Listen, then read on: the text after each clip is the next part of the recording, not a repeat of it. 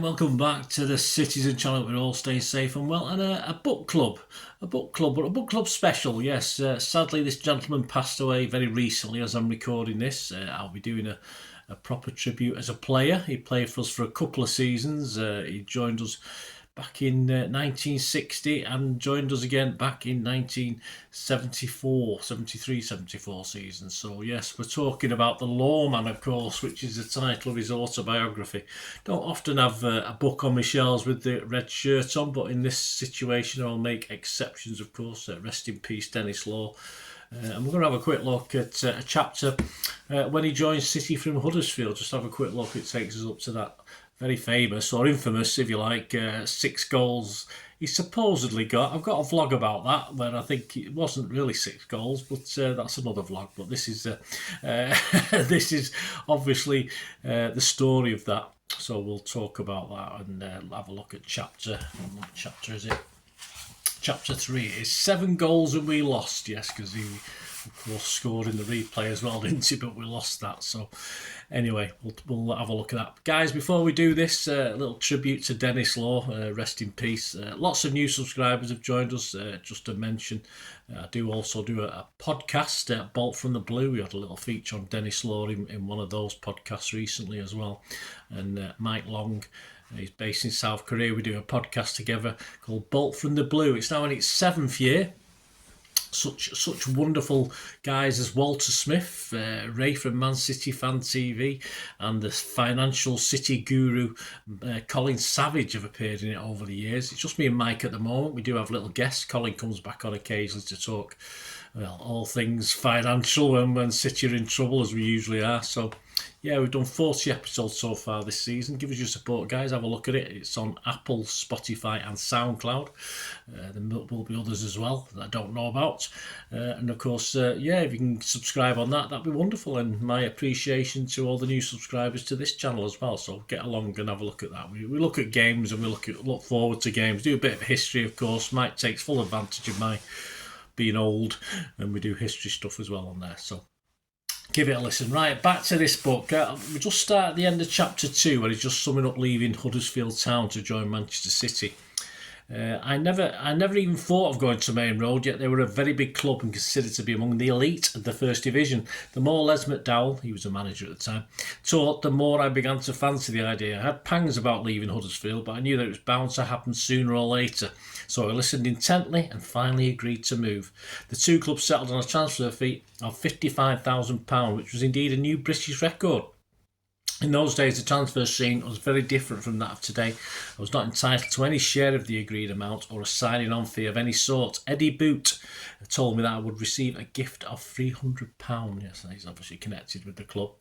To be absolutely honest, I'm still waiting for it. There you go. On to chapter 3, 7 goals and we lost. He wasn't overly impressed with City, actually. The glamour and fireworks of the First Division had lured me to City, but by the time I'd been at Main Road for just a few weeks, I realised that some of the sequins had fallen off, and there were more than a few damp squibs among the rockets, bangers and Catherine wheels. Manchester City was not all I'd expected it to be. I had been dazzled by their image. They were a big club with many successes to their credit and a great reputation. For many years, they'd been the rich neighbours of United. It's a funny thing in football, but clubs which have a good spell often retain the image of a major player for decades afterwards, even if they should slide down to the bottom of the division. Not that I'm suggesting that City had fallen from grace, but when I signed I was under the impression that their position near the foot of the First Division was simply the result of a temporary loss of form. I was also under the impression that moving to a club like City would be a big step up from Huddersfield Town. You can imagine from what a culture shock it was when I pulled on the famous Manchester City training kit for the first time, only to find that the shirt was frayed and even had a few holes in it. I thought that someone was playing a dressing room joke on me. That is until I looked at my teammates and realised their shirts was badly worn as mine, and in some cases even worse. That's the City gear spoke volumes. I was amazed. This was not all I'd been expecting. The Leeds Road ground may not been as big as Main Road, and Huddersfield Town were in the next division down from City, but our kit and our facilities have been in tip-top condition, and we always have been proud to wear the shirt. Those City shirts spoke volumes about the club's lowly position in the First Division. The club was in a winter of discontent in which bad attitudes prevailed, and there was a famine of pride. Very quickly I became as disenchanted as everyone else. There were of course some very good players in the team. Bertrand was in goal. I have seen none better. He was still in good form when I joined City, and I dread to think how badly the side might have fared had he also been off colour. Alan Oakes was a man who was in the team as well. He was destined for better days ahead. The trouble with City, apart from the attitude problem, was they had become far too dependent on players of yesterday. I'm not saying that they were bad players. In fact, some of them have been great. However, for the most part, they were past their best. One or two youngsters were included, but the general idea seemed to be to have one player as a star, and all the others seemed to be either on their way out or had not actually arrived yet. If you had that combination of an existing bad club attitude and the board that seemed determined not to speculate, you have a very unhealthy environment and a football club that is hovering perilously close to the trapdoor of doom. Sadly, City have been going through another bad patch in recent years, but hopefully this is just a phase from which the club will bounce back. We certainly did, Denis. When I joined in March 60, the fight was on to avoid relegation from what was then the top division. My first game was away to Leeds and I scored one of our 3 goals. No celebrations though, because Leeds scored 4. It was a little ironic that at the end of the season Leeds were relegated while we managed to scrape clear.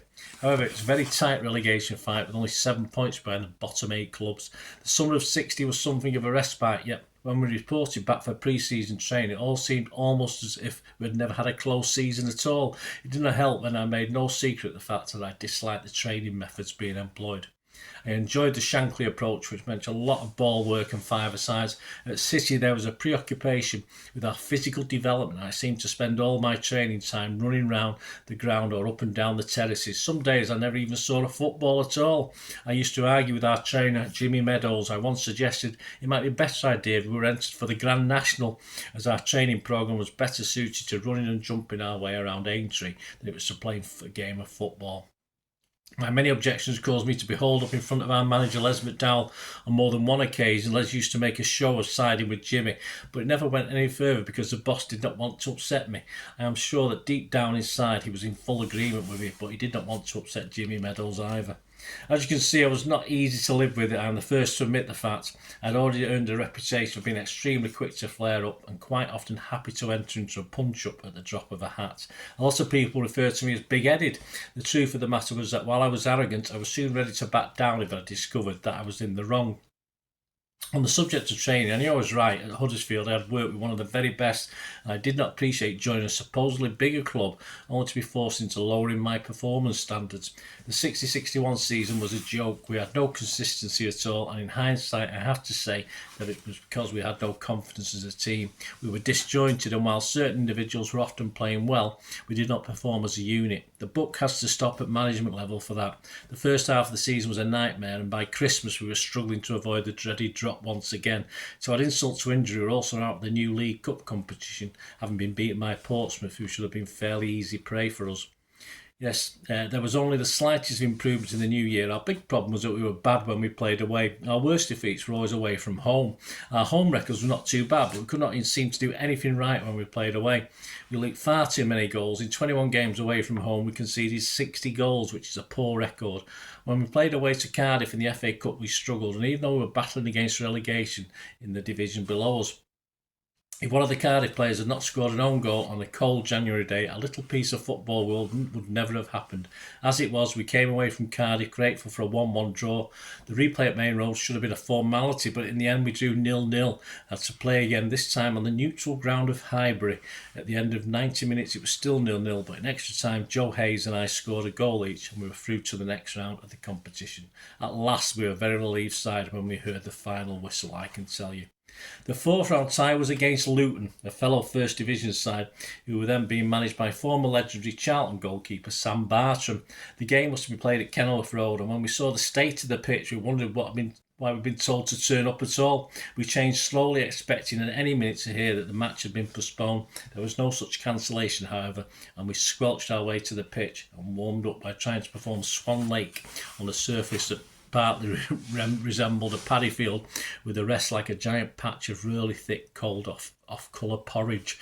Luton had the reputation for starting a game like greyhounds, but we did not expect them to start as anything more than wallowing hippos on that pitch. We were totally wrong. In just over a quarter of an hour they scored twice. I was annoyed. I could not believe I had travelled all the way from Manchester to play on a bog and then get hammered into the bargain. My annoyance reflected in my play. I did not start kicking people, but I stepped up again and found that by running on my toes even more, I could stop myself from getting stuck in the mud. The Luton defenders remained flat-footed, and with a minute of the second home goal, I pulled one back. I suddenly became aware that while everyone else seemed to be slipping and sliding, I was able to keep my feet, turn easily and sprint. By half-time I had headed home 2 more goals, and from being 2 goals down, we sloshed our way back into the dressing room with a 3-2 lead. In the second half, we just carried on from where we'd left off, and I could not stop scoring. Just over 20 minutes of the second half, I scored another 3, and we were pretty confident that we would be into the draw for the next round. We were still celebrating the 6th goal when we realised that the referee was taking another look at the state of the pitch. If it had been bad at the start, it now looked as if a dozen elephants had been rolling about in it. The rain was beating down even harder, and with 21 minutes of the game left to play, the ref decided that enough was enough. Luton were delighted, of course. City was stunned, and I was in a state of total disbelief. To his credit, our boss Les McDowell did protest. His argument was that since the game had gone as far as it had, it was ridiculous not to complete it. I think he had a point, but then wouldn't I? His Luton opposite number, Sam Bertram, could not stop chuckling. It was a good-natured chuckle, and anyone else finding themselves in the same position would have been equally amused and delighted. I think I would have been hysterical. That, of course, was not the end of the story. The game had to be replayed at Kenilworth Road. This time it would be a midweek affair. Someone at our club did not like the look of their floodlights, and so it was agreed to have an afternoon kick-off. We fielded the same side, but Luton made a few alterations. They made no change to their swashbuckling style, however, and rode right into the game once the referee had blown his whistle. Such was their charge that if it had been in the way, I think the referee would have been trampled underfoot. After just over 20 minutes, we were 2 goals adrift once again. I think the City fans were half expecting me to slip into a telephone box and change into Super Law. I did my best, but Luton had adopted different tactics. Instead of trying to mark me out of the game, they just stifled the service, so I saw much less of the ball than I had in the previous game. I managed to pull a goal back before half-time, but with the scene all set for a repeat performance of the onslaught several days earlier, it was Luton who scored the next. My pal Ken Barnes had been injured and was reduced to nuisance value only on the wing, which meant we virtually had only 10 men and a hill to climb. We did not climb it. There you go. 7 goals and we lost. Yes, very famous. But if you... I'll try and put the link on, guys. There's a link to a thing on where I discussed the 6 goals he scored in that game that was called off, and there's questions when it might be 5, and even Denis Lawes questions that as well, but although he didn't in this book.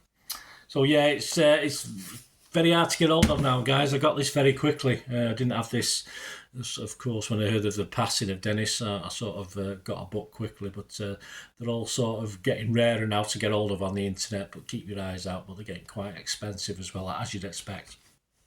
So I hope you enjoyed that, guys. Let us know your thoughts, memories.